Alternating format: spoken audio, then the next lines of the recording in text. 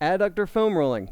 So to get the adductors, which is the inner thigh of your leg, we are going to take the foam roller, put it parallel to our torso, stick one knee out to the side, and lay the inner thigh on the foam roller there.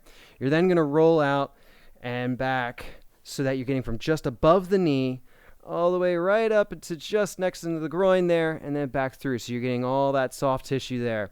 Try not to roll over anything sensitive, fellas. If you got a package, keep it safe.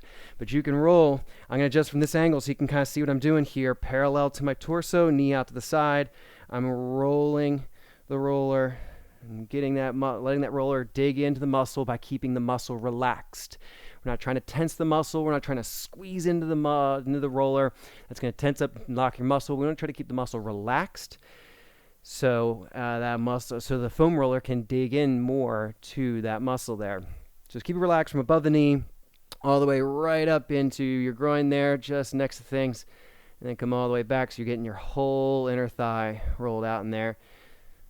And if you want, this can also be a good time to get a little stretch here.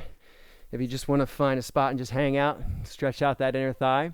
Or if any part of this muscle is very tender and needs some attention, then you can find that spot, hang out, and rest there for 30 seconds.